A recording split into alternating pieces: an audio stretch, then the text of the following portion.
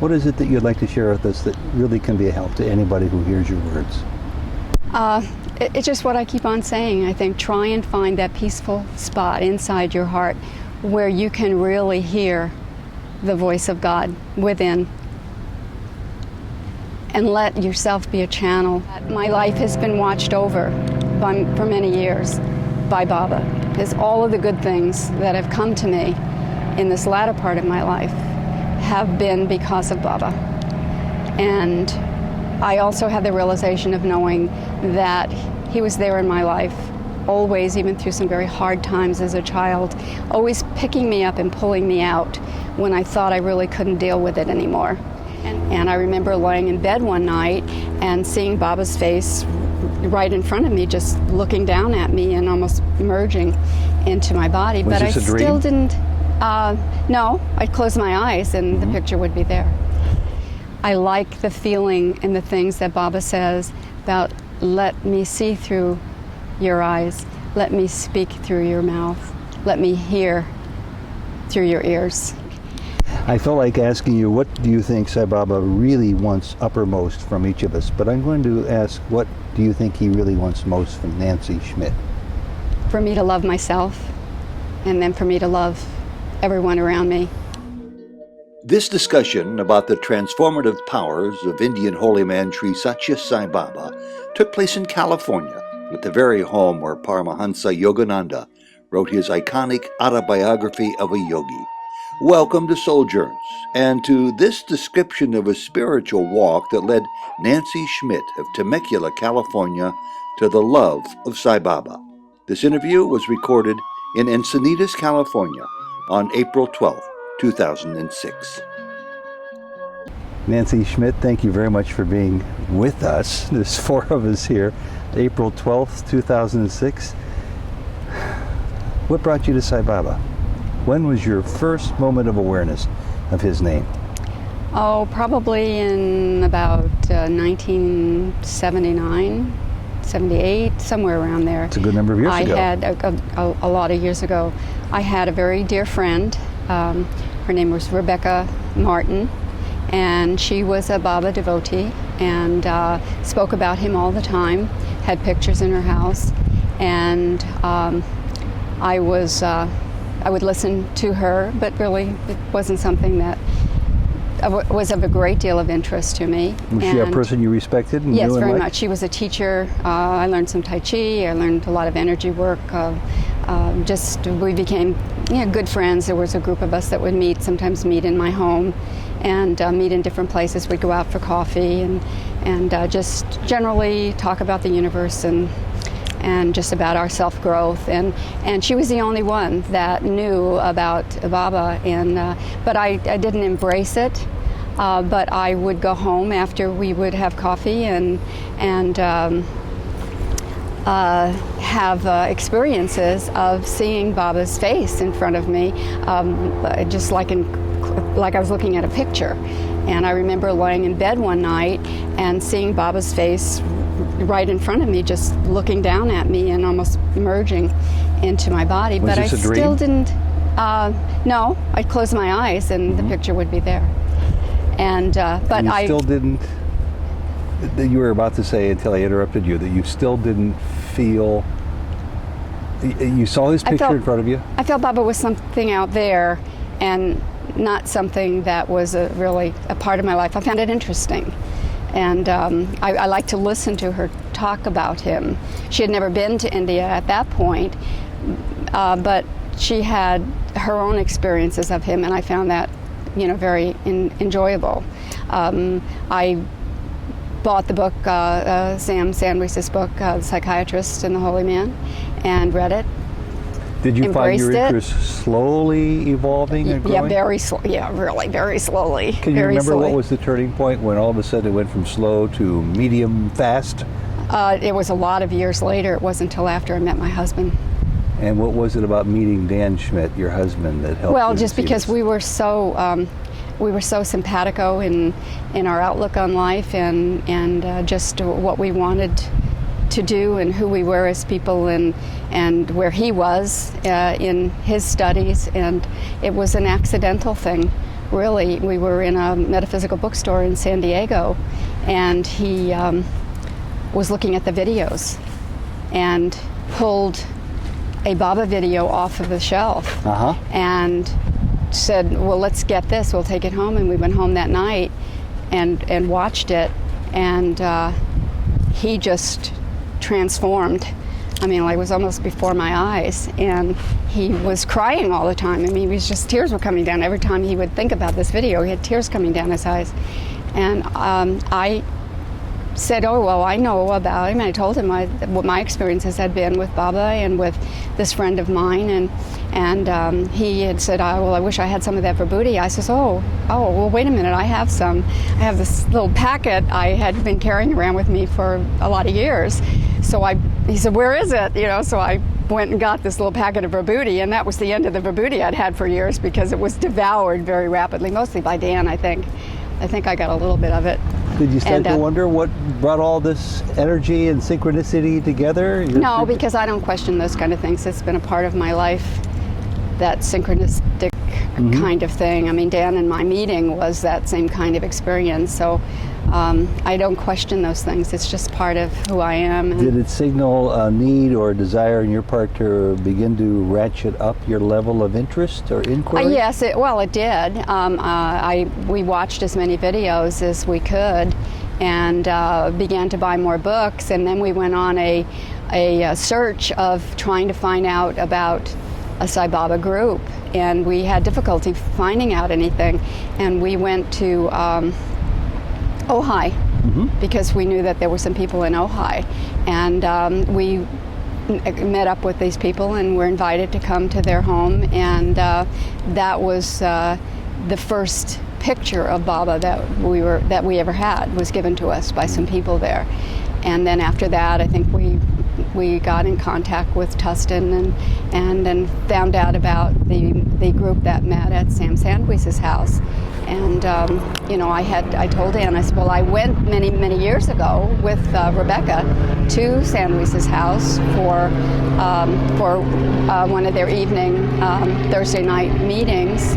And I said, but it was very different. It was that in the early days, we would go in and there'd be a few people in the room sitting down and listening to music, and there would be one person maybe that knew how to sing a bhajan, and we'd listen, and then when you wanted to leave, you'd get up and you'd leave. And it was a nice experience, and I went again another time, took somebody with me.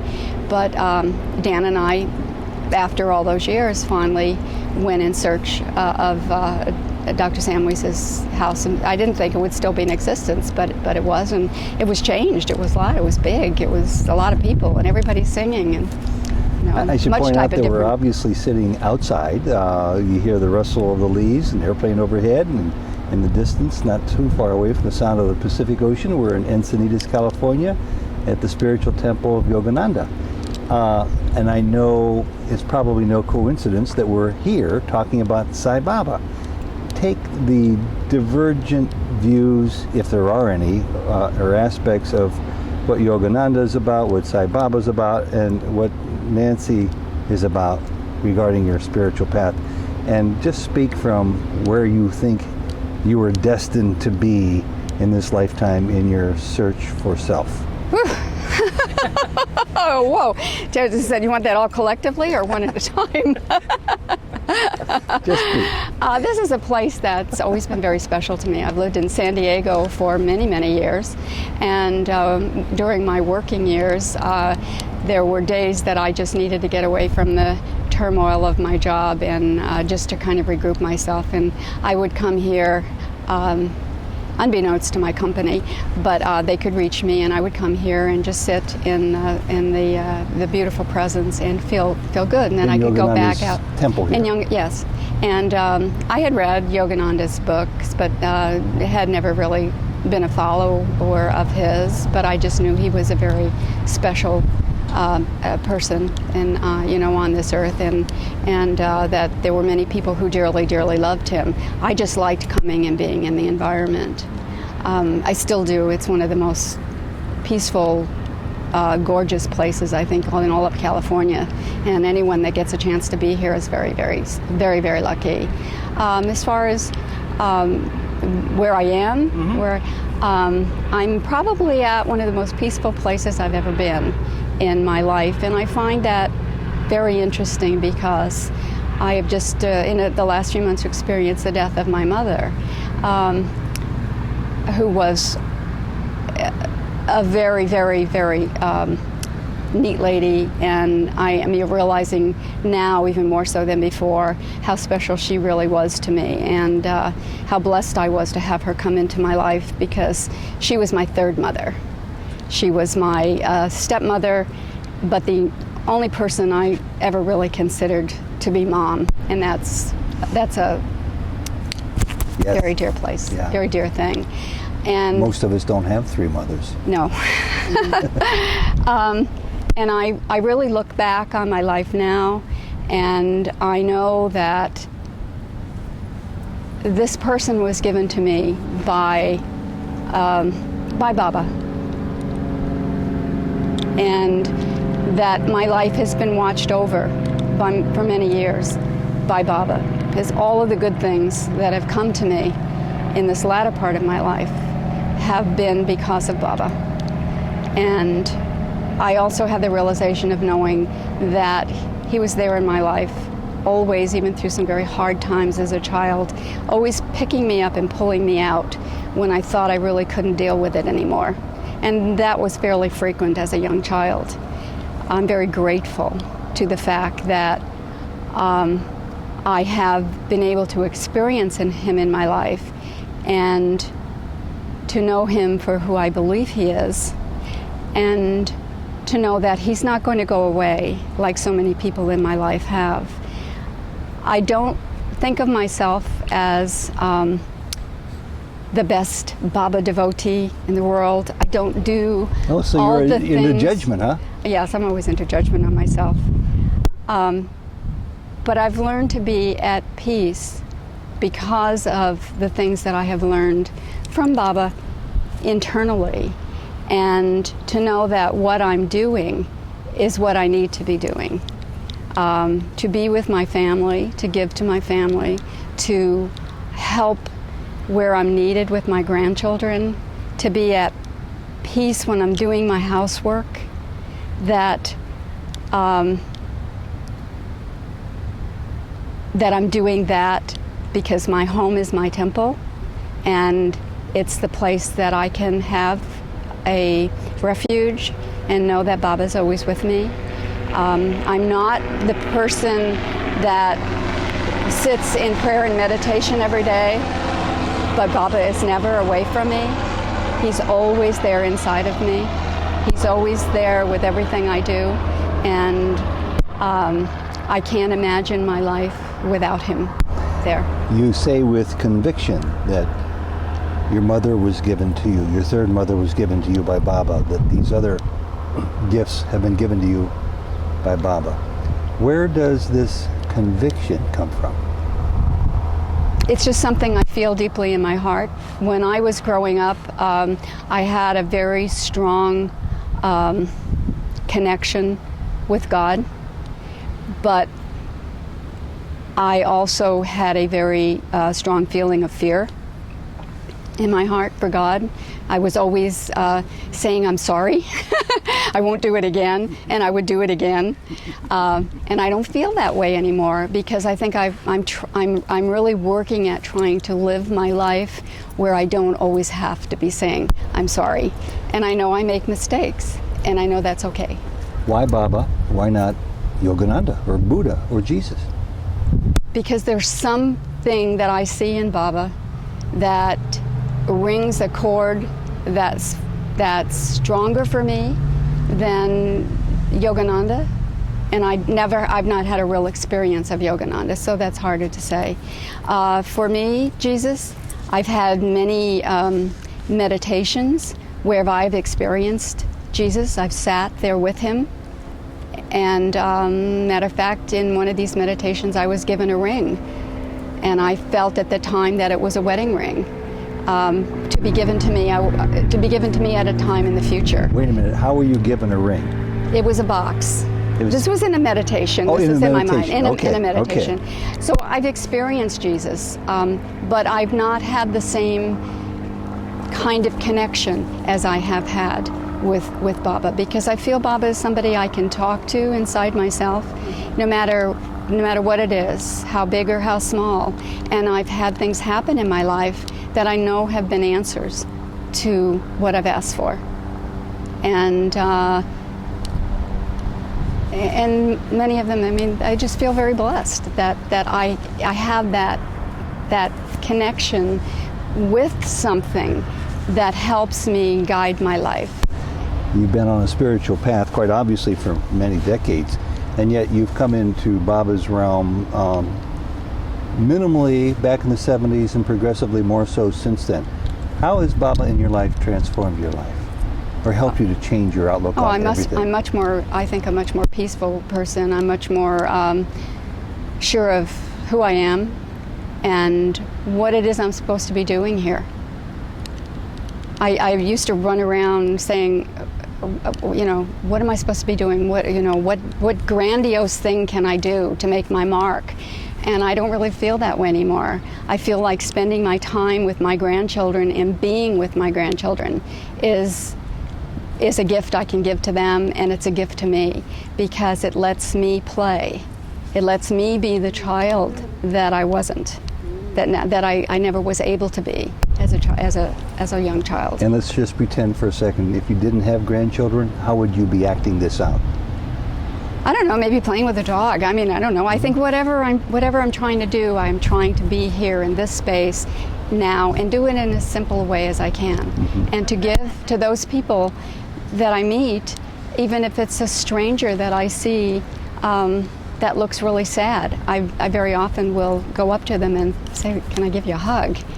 I felt like asking you, what do you think Sai Baba really wants uppermost from each of us? But I'm going to ask, what do you think he really wants most from Nancy Schmidt? For me to love myself, and then for me to love everyone around me.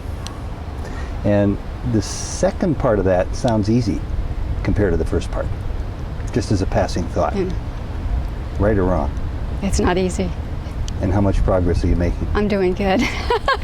And what do you think the impediments are to any of us loving ourselves first before we can love others? Well, we have to stop being so hard on ourselves and having so many judgments. And what's the most serious judgment you harbor about yourself against yourself? Well, I always feel guilty about everything. I always feel like everything still have that... guilt? I mean, you're over 35. You still have guilt? You know, I may go out of this life and come into the next one and still carry it with me. It was pretty strongly inbred in me when I was a child. It sounds like it's diminished a little. You know, yeah, it has a lot. It has a lot. And what do you think Baba really wants us to take away from every experience in life, whether we're walking down a sidewalk with an umbrella over our heads on a cloudy, gray, rainy day, or we're completely alone with our own thoughts, or when we're in a cluster of people sharing the delights of our life? We're easily distracted from what maybe our main purpose is here. What do you think I heard your answer just a second ago, but just talk a little bit more about what you think the real purpose of our existence here is. Well, I think really to learn how to be at peace and to be at one with yourself and to be at one with what our idea of God is. And for me, one of the things that's been coming up for me a lot lately is that feeling and that thing that Baba says about being a little fish swimming in the body of God. And that's what I'm trying to visualize, because I think if you can really do that, then life on earth is a peaceful place, because you're going to carry that with you wherever you go and whoever you speak with. And if I can really learn that and I can really be that, then I can teach that to my grandchildren and to my sons who are obviously grown. And if I can help them understand that, then they can take that on with them to wherever they go. And that is probably one of the greatest gifts that I can give to them, because it's through that kind of feeling and that kind of love that the world will begin to change, one by one by one by one. So who is Sai Baba? He's God. And I've never said that before. And if he's God, why is it that just a handful of us on this street in southern part of California seem to be aware of such a momentous fact? Because we've been lucky enough to be touched. Doesn't to be that open. separate us? Doesn't that put us into a camp of better than other people? No, because each person will come to it in their own time and when they're ready and when Baba says they're ready. You know, I can't judge that. Let's conclude with the most powerful, profound sentiment that's on your heart right now, that whether you're bursting at the seams to share it with us or not, you're going to, because I'm asking you to, about anything that matters to us. What is it that you'd like to share with us that really can be a help to anybody who hears your words? It's just what I keep on saying. I think try and find that peaceful spot inside your heart where you can really hear the voice of God within, and let yourself be a channel for that voice to come out. I like the feeling and the things that Baba says about let me see through your eyes, let me speak through your mouth, let me hear through your ears. And I think if we can all do that, we'll all be happier people, better people, and we'll have a happier world to live in. Nancy, thank you very much. Thank you, Ted. And Sairam. Sairam.